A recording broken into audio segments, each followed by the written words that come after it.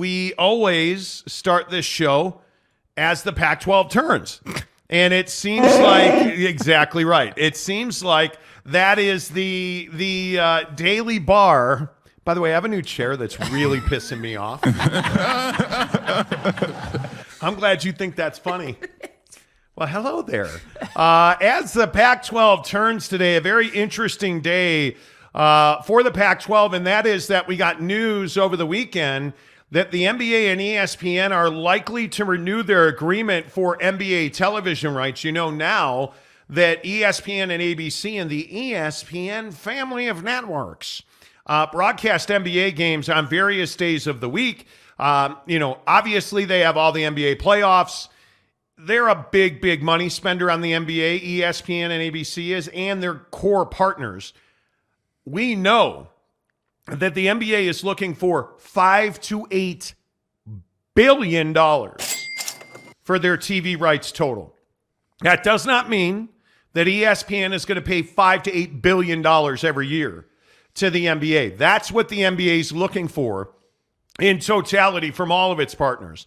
But that likely means that ESPN's on the hook for $4 to $5 billion per season with the NBA, which explains, quite frankly, why ESPN has been so reticent to spend big dollars on a Pac-12 TV deal, really of any scope. And as we've reported exclusively on this show, our sources at ESPN and in the television, circles sphere, if you will, the TV industry have told us that ESPN's number that they'd like not to exceed is $90 million per season with the Pac-12 for football and basketball. Man, Jake, it seems like if those truly are the numbers, that's an awfully difficult deal for the Pac-12 to absorb. Yeah, I mean, I think that there's no question the NBA is more valuable than the Pac-12, like as far as demand and, the amount of people that want to buy it and the competitiveness around acquiring the tier one rights, if you will, to NBA basketball. And I think ESPN understands that, that they are the home of NBA basketball, and obviously they want to keep that. And I think, the trouble is that the Pac-12 just, again, is not, desired. They're not sought after. They're not this, product that everyone's hot to trot to go and get. And so when we saw this number of $8 billion per year in totality from all sides of the deal for the NBA, yeah, it does kind of make sense why ESPN is very hesitant. And I don't know that hesitant's even the word. I would say it explains why ESPN is just frankly unwilling to bring more money, because they're saying, hey, our money in the future is tied up in the NBA deal, and we're not going to compromise that on every level. And we know you don't have anywhere else to go, so take it or leave it at $9 million a year, and it is what it is. I mean, like we've been telling you guys that for, how long now? Months. And so now you're getting more information and more clarity that basically just says, hey, yeah, that makes a lot of sense that ESPN isn't all in and isn't willing to go over a certain number, and that's because they covet other products. And to that I say, yes, look at places like YouTube TV. I'd even say that Amazon might even be a dark horse for NBA content, because I know that they're looking to expand into other live sporting events outside of the NFL. So that's why I say it's not really a surprise that the Pac-12 doesn't have all these suitors. They basically have people who are like, yeah, we know you need a TV deal. We've got $1, even though you want $5. So take it or leave it. And they're just going to sweat the Pac-12 out. And then the Pac-12 is going to decide how long is too long to let this thing run out. But why would you do anything else if you were ESPN? Yeah. And that's the thing that I really struggle with, because as we've talked about this deal repeatedly, I continue to come back to this question of, if you're ESPN, why would you do this?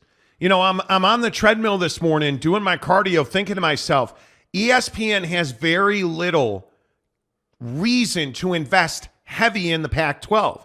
And again, I know I've said this 1,000 times on this show, but I think there's more money to be made for ESPN if the Pac-12 goes away.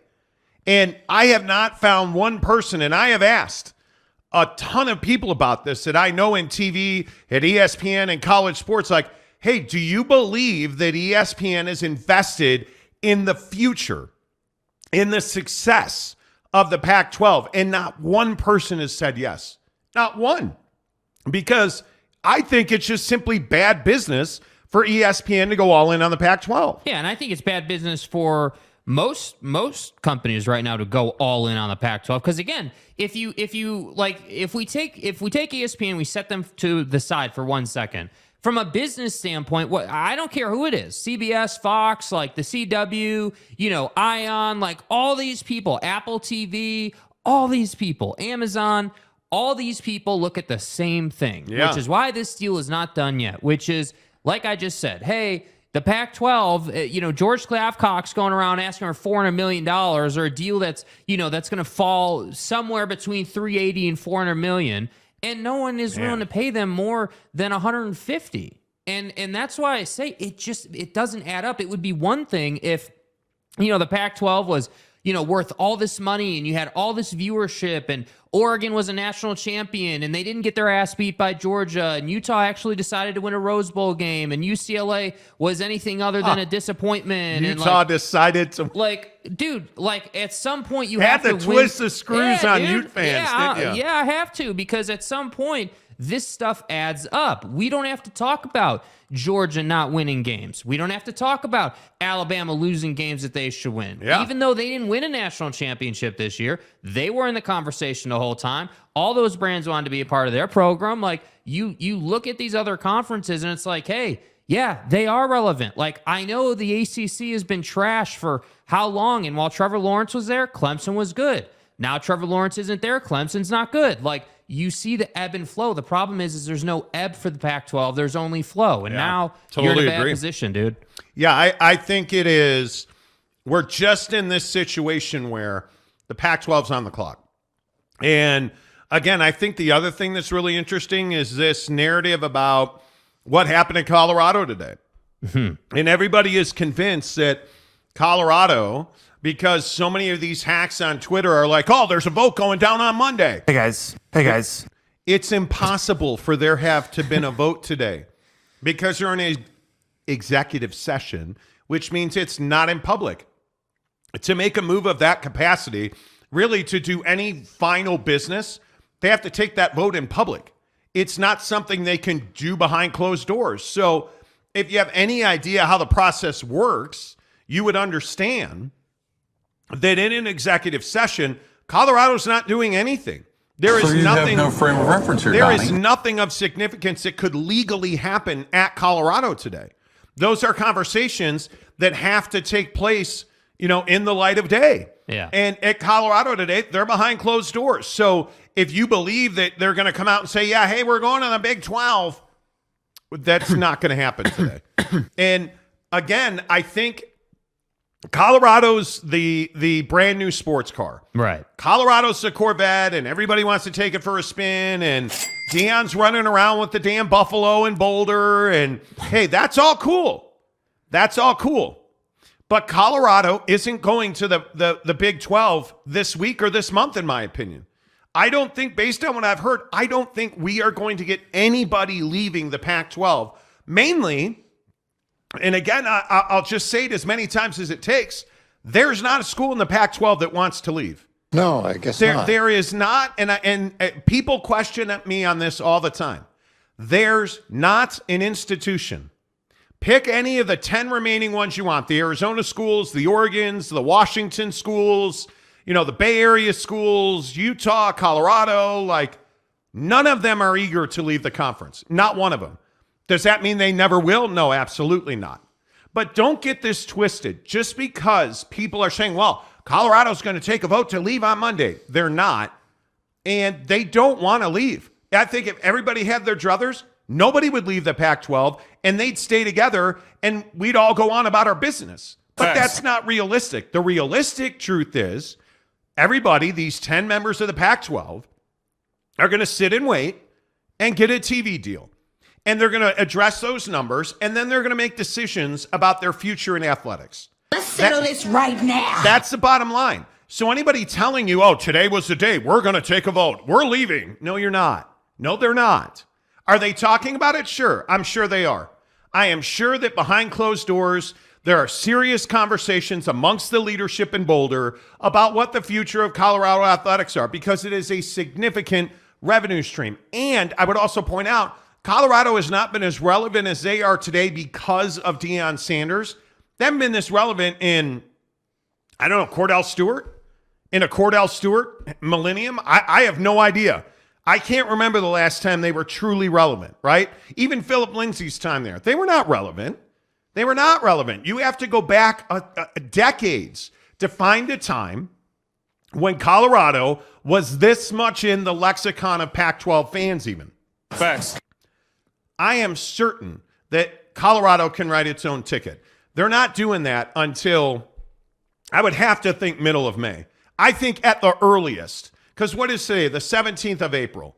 I don't think we're getting anything until the middle of May, because I just don't think that right now there's anybody willing to cut a check for the Pac-12. It's not like ESPN is like, okay, well, let's do this today, little buddy. That's just not what this is. And I don't know how many more times I can say, like, you've got to find a way to just be patient. You've got to let the process play out. And I think once that happens, I think rational decisions are going to be made. But I don't see anything happening in the near term. It's not days or weeks. I think it is at least a month. Yeah. At least a month. Unless something significantly changes. Unless a streamer comes through, either Amazon or Apple or whoever you want to point to, and says, hey, you know what?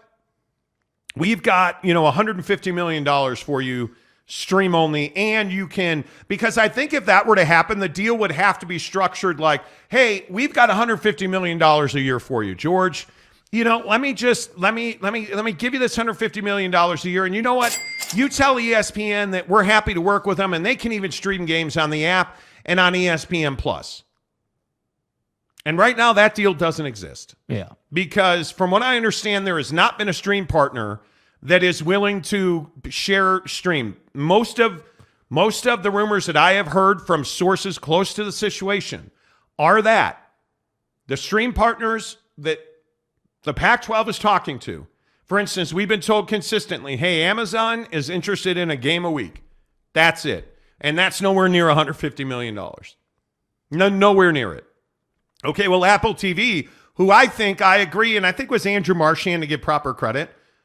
I think it was Marchand and Arend on their podcast who made the point that Apple TV is likely the only one that's got the deep pockets to go in on a massive deal.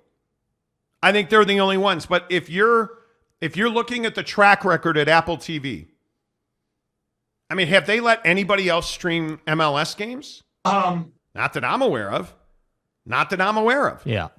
I mean, you can find a game or two in other places, but who's got the bulk of that deal? Apple TV. Yeah.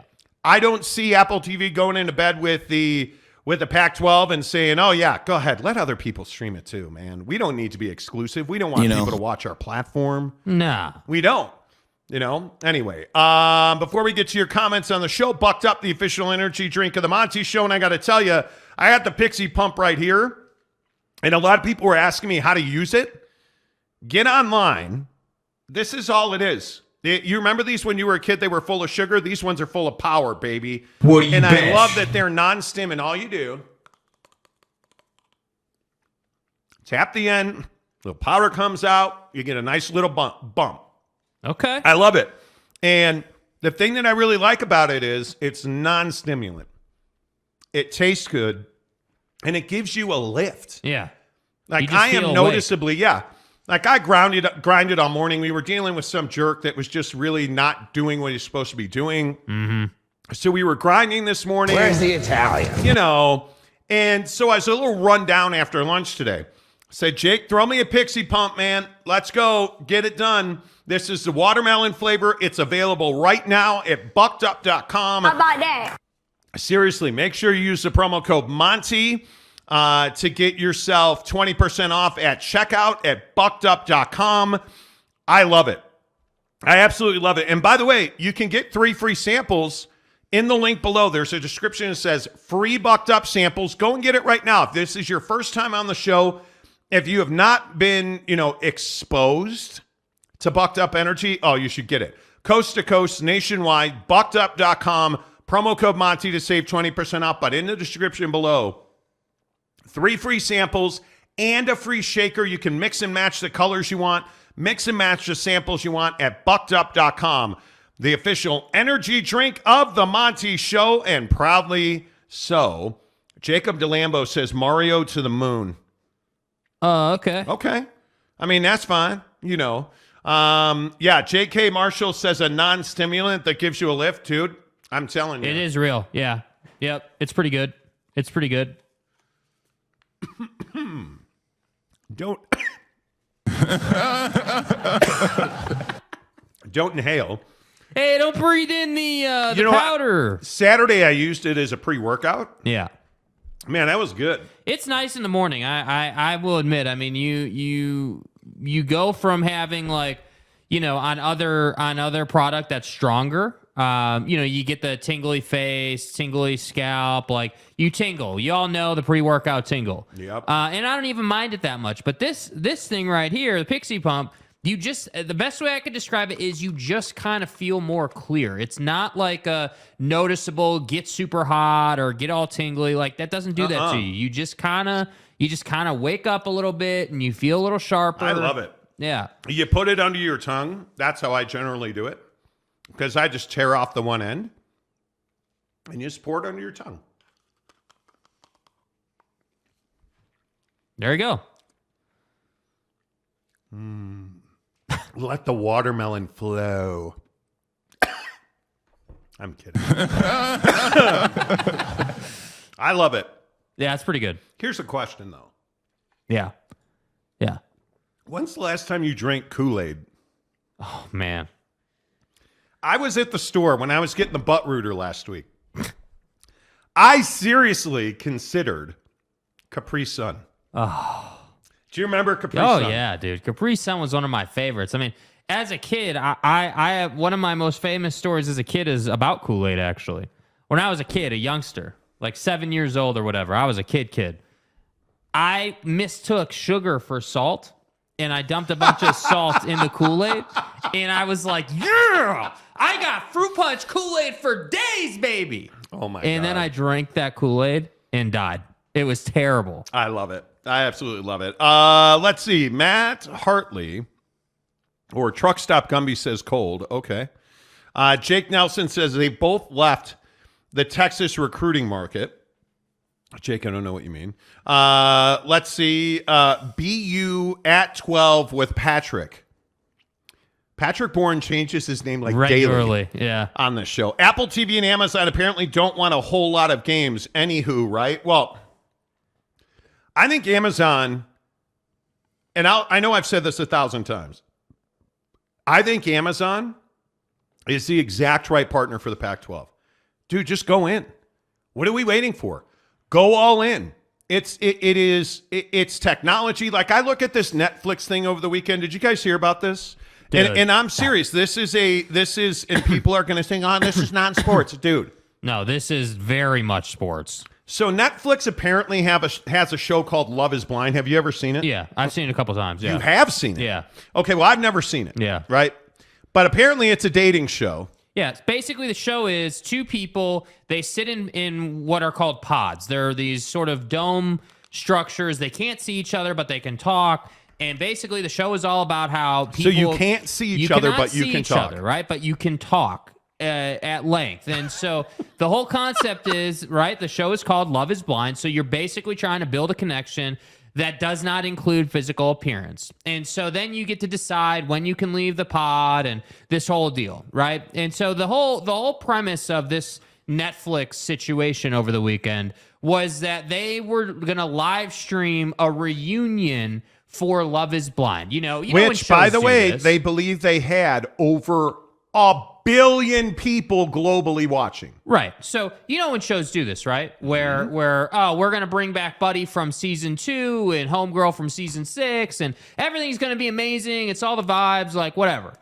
The problem is that they couldn't get the stream up and running for like 90 minutes, dude. And people were pissed. But as it turns out, it was up briefly and then the whole thing crashed and burned. But what did this tell us? Netflix shouldn't be doing live streaming unless they know what the hell they're doing. But I look at somebody like Amazon, who is without question, I don't think, the industry leader in cloud hosting and sourcing. Like, I look at Amazon, that they didn't have any of those issues with the NFL. Right. Now, was it 6 billion people trying to watch an NFL game? Maybe not. But if you're Netflix, did you not know that this was a possibility? Yeah. But it brings up the negative connotations about streaming and the technology and the end user issues that we've heard so much about, which I think, to be honest with you, are complete trash. Yeah. I've never had any issues with streaming live sports. Well, and I'm a guy that uses Apple TV, or YouTube TV, and the MLB package streamed on my TV. Yeah. And I've never had problems with it. Now, again, I don't use Apple TV. We use Netflix sparingly, but I use Amazon Prime Video almost every day, and I've never had any problem with it. Yeah. I use the ESPN app on my phone every day. Never had problems with it. We watched almost all the Masters on ESPN Plus. I mean, didn't have any issue. That's exactly right. Yeah. I watched the NBA playoffs on my phone the other night. Like, this is not rocket science. But this thing with Netflix brings back the negative connotations to people in the Pac-12 who are already anti-streaming. Yeah, but let me ask you this. I mean, would there be any doubt that Amazon could handle 6 billion people watching a game? I don't know. I wouldn't have any doubt. Like, if you said to I me, would not have a doubt. Amazon had 6 billion people watching a game. Oh, yeah, well, that's Amazon. But think about what sport would do that. The only sport I can think of that would do that is soccer. Yeah, the World Cup. If you had the World Cup, exactly. Yeah. If you had the World Cup, or maybe if you had, the Olympics? the Euros, Olympics, if those were a hundo P on stream, yeah, okay, I could maybe see that happening. But I don't believe that Netflix is all of a sudden some trash company. Their stock plummeted $10 on open this morning. Because it's garbage. Fully $10 over this disaster over the weekend. Yeah. I don't believe that Netflix is a terrible company. They clearly should not be live streaming at this moment because they couldn't handle it, right? I go to Netflix to watch something that's already posted, and then I can just download it and watch it on my smart TV, right? Like, that's what I'm used to. Yeah.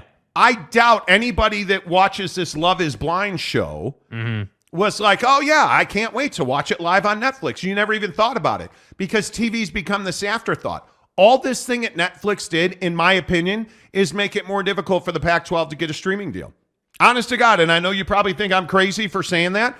I think that's all this did, was to make the life of people in the Pac-12 who are all in on streaming. I think this made their path to that way more difficult. Way more difficult. And I think that what people grossly underestimate, not to get all nerded out on internet here, but like, you got to have proper infrastructure to live stream. And I think that, and I think people get freaked out about, like, well, what do you mean proper infrastructure? Like DirecTV is a dish and a satellite and we're good to go. Right. And it's like, well, actually, there's a little more there. And I think streaming, to me, is one of the more simpler ways to go about distributing a product. I mean, literally, all you need at the commercial level, at a Netflix level, you literally just need fiber optic internet cable, and you need a software that can blast it out to the world. That's literally what you need. I think, and again, this is just my opinion, I think this was a hardware issue. Yeah. And I think that this is why people at Amazon, you don't question them, because how many, if you look at its existence, like AWS, Amazon Web Services, the #1 cloud company in the world, has had an outage or two in their history, right? Because it just works. You don't think about it. Now, every time there's a live stream on Netflix, they're going to be like, oh my God, are we going to make it? Well, I hope they make it. Zesty's Retros and Games says, interested hearing both of your predictions for the Pac-12. Well, I think we've done this 10,000 times. Yeah. My prediction for the Pac-12 is that they are going to get a small TV deal. I think he brings in a deal that's between $20 and $25 million. If I were a betting man, I'd put that number at 22. I think ESPN is your linear TV partner. And I think you're going to lose. I think you're going to lose probably 3 to 4 schools because of that. And I think that when that's announced, I think that's when you're going to hear that Gonzaga's going to the Big 12, because as we've reported exclusively on this show, they have a verbal invitation Gonzaga to join the Big 12 from what we've been told.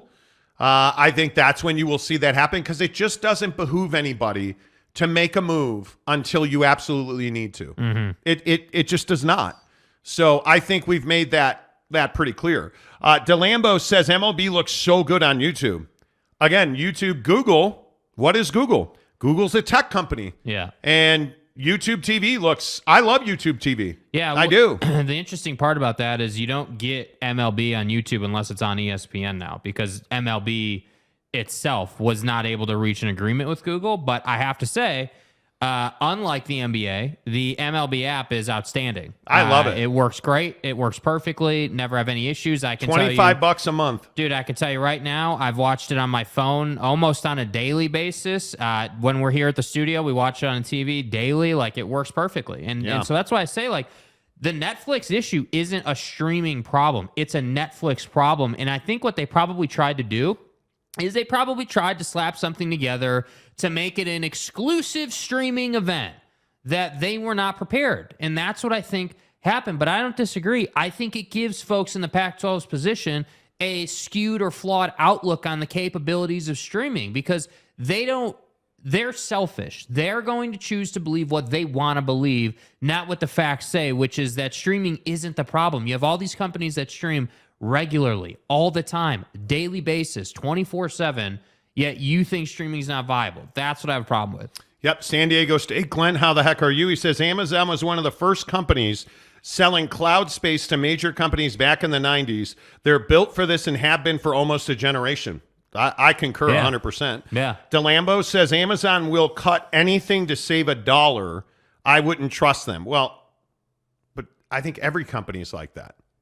Like, what tech company, because I think tech was a hiring boom during the pandemic. What tech company hasn't cut? Yeah. Find me one, because they've all cut. It absolutely, they all cut. Mike M says, I haven't had cable since the first Roku. Wow. Most millennials and younger aren't big on cable. I don't know if I'm willing to paint with a broad brush. I think,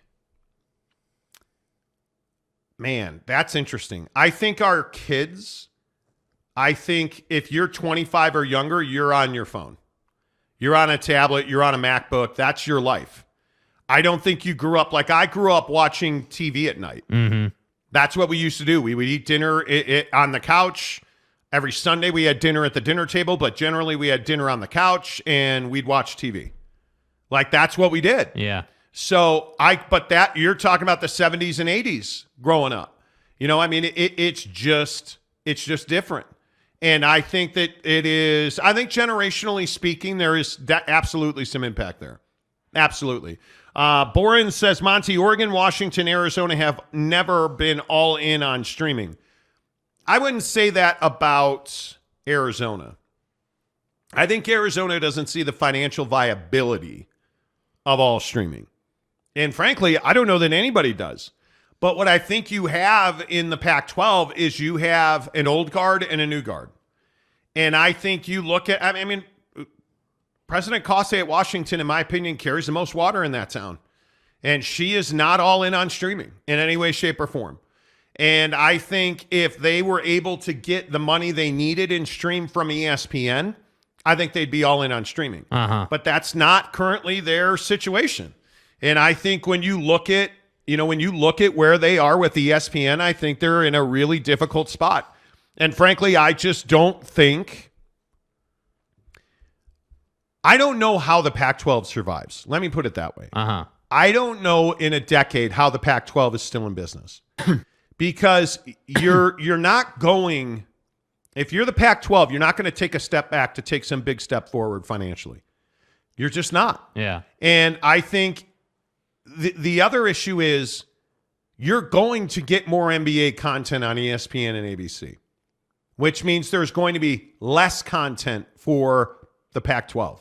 Because we know the NFL, the NBA, the SEC, Big 12 basketball, that's all locked in on ESPN. Right. Major League Baseball locked in on ESPN. The NHL, and this is something nobody talks about, the NHL is back on ESPN. You look at the College World Series, you look at women's sports, you look at the WNBA, you look at, they have a dearth of programming. They don't need a ton of programming. They have, the other thing I think people forget is they also have an entire original content department. They don't have a need for like all of this. Oh, I mean, the Pac-12 is amazing. Like, yeah. I got to have it. Conference of Champions. Like it just doesn't exist. Yeah. It does not exist. So it's not like if you can just muddle through the next 3 years. Listen, we're in a strange time. That all of a sudden the Pac-12 is going to have a windfall and a payday. Because I just don't see that's where the trajectory of this conference is going to go. Because you're looking at the Big 12, and I know that all the Pac-12 people say, well, you're just a Big 12 homer, truck stop conference. Okay, cool. Truck stop conference. Well, in every truck stop, we're going to be able to watch Big 12 football on ESPN. Right? But I look at the Big 12 and I think, yeah, Brett Yormark is just going to keep building. Mm-hmm. He's going to keep bringing in new revenue streams. Mm-hmm. He's going to keep bringing in the young, the hip, the trend culture into this conference. The Rucker Parks, the Shaq being a DJ in Kansas City. He's going to bring in hip-hop, R&B, rap musicians. He's going to bring in entertainment to make it a Mecca-type event, right? You look at, like I look at Chris Brickley over the weekend. Chris Brickley, the great skills coach in the NBA, brought in, I think, the top 20 high school prospects and did a showcase tournament for them and filled that place up. And it was the basketball event of the week. And that's what the Big 12's doing. They have this brand now. You have guys that want to be around. You have guys that want to play in the conference. What's the it factor for the Pac-12? There's no it factor. Yeah. There just isn't. Is Washington football the it factor? Nah. Right? But if I go to the Big 12, I mean, you look at the success recently of Baylor athletics. Baylor's won in football and basketball. And we're not even talking about baseball. They've won in football and basketball, right? You look at Kansas. You look at K-State recently. You look at TCU recently. You look at BYU. You look at Cincinnati. Like, those teams have all been successful recently. Like, you have multiple small brands now in the Big 12 starting this coming football season who have been in the college football playoff. Yeah. Can't say the same thing about the Pac-12. Like, you're just in a position where I don't know how it gets better. Yeah. How does it get better for the Pac-12? Wish this was you. I don't know. How does it get better? There is no getting better. There isn't. Like, there isn't. Like, I don't know. I mean, like, and I don't even mean to be short, but I think the road stops right there. There is no getting better. I mean, again, unless we get a total change in direction, which does not seem to be coming based on their behavior, and that change of direction would be, like you just said, hey, going all in on streaming and really being this, really branding it as, hey, we're revolutionizing the sports game. We're going all in on streaming. Yeah, dude. We're going to be the ones. We're doing it. We're paving the yellow brick road. Like, follow us. We're doing this thing. If you were to do that, I think then you would have some opportunities. Then you could get into, you could go and, for example, you could go and attract the crypto folks in the Bay Area. You could go and attract like some of these younger, more aggressive minds that are after an opportunity like that. And then that's how you're making more money, but they won't do that. And I don't know how you fix it.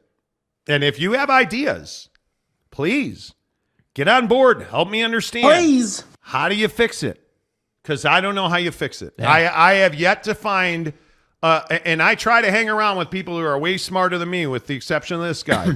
I try to hang around with smart people and talk to smart people, and I don't know anybody who knows how to fix the Pac-12's predicament right now.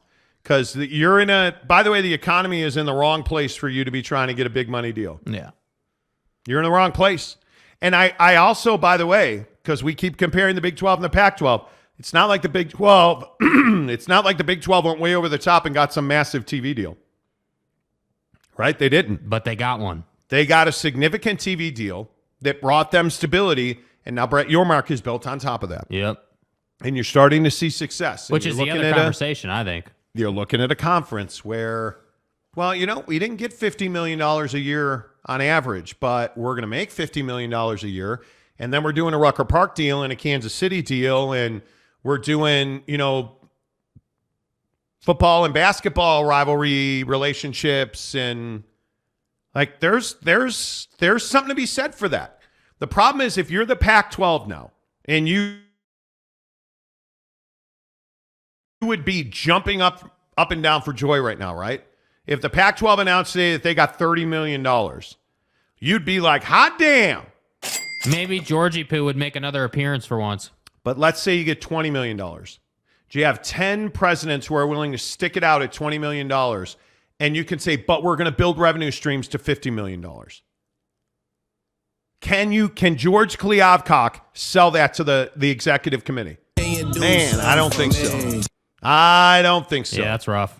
I don't think so. Because you don't have, again, not to be redundant, and I'm sorry if I'm rambling, not to be redundant, but you don't have basketball in the Pac-12. Yeah, and George isn't some effective operator. I mean, that's been seen. But look at what Kliavkoff has said about basketball. And look at what he said about this, the idea of making basketball a revenue stream. Yeah. And I think it's absolutely brilliant. You have a situation where you are absolutely going to use that money to step your game up financially. So this $30 million deal, as good as it looks now, right? As good as it looks now.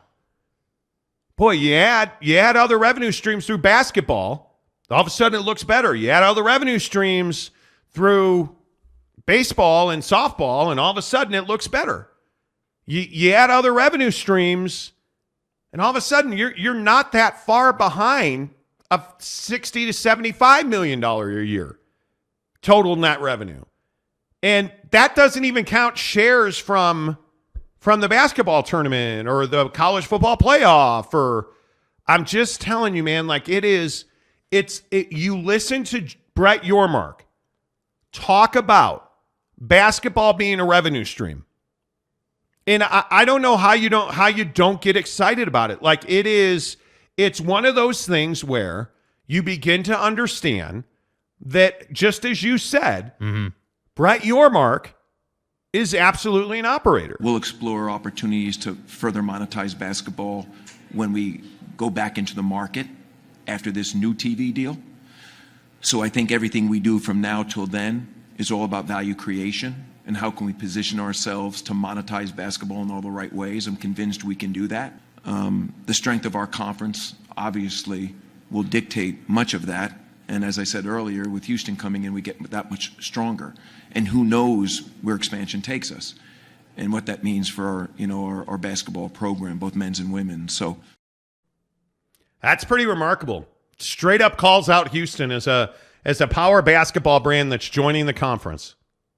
That's pretty damn good, dude. Yep. Like that's about as good as it gets. All right, let's get a couple more of your comments in here. Spangler, what's up? Good to see you. Big 12 is up. Pac-12 not so much. Yeah. I don't know how you see that any other way. Jason, what's up with you? How do you be a Pacific Coast Conference without Los Angeles? You don't. I just think you don't. Yeah.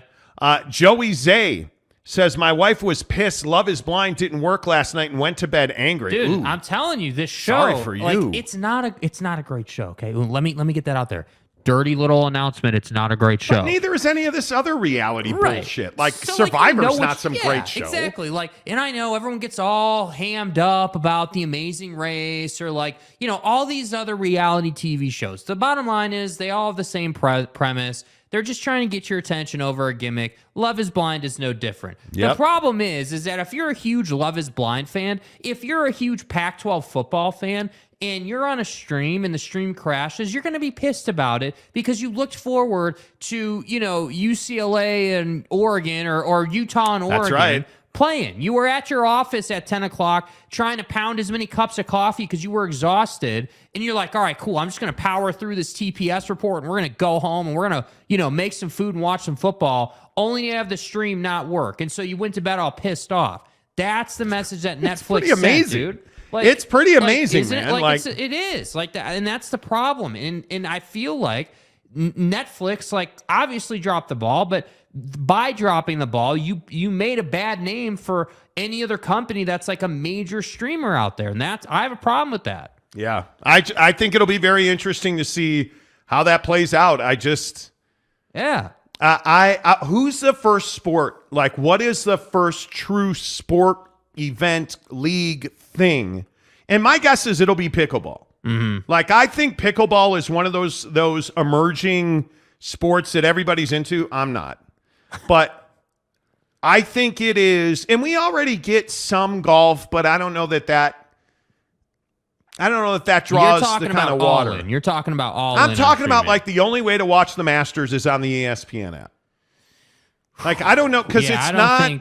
I mean, I guess it could be the NHL. I doubt that. Nah. I just don't think that I don't know who that is. I don't think that in major sporting event TV land, I don't think that the people who make these decisions value streaming to that level yet. Where they're like, hey, we know, and all the people we talk to, right? And all of our sourcing efforts and all the information we get and all the people we talk to, the message has been very clear about where people stand on streaming right now, which is, hey, yes, streaming is definitely part of it. Go listen to the Mountain West Commissioner, Gloria Navarez, talk about this. Hey, we know that streaming's definitely part of the package. Great point, yeah. But linear is where it's at still. And that's the difference. Like, streaming, I'm telling you, one day you're going to wake up and people are going to say, hey, streaming's where it's at. Linear is second tier, but we're not there yet. Hey, big thanks to Meat Rocket 304 who handed out 5 gifted memberships. Let's go.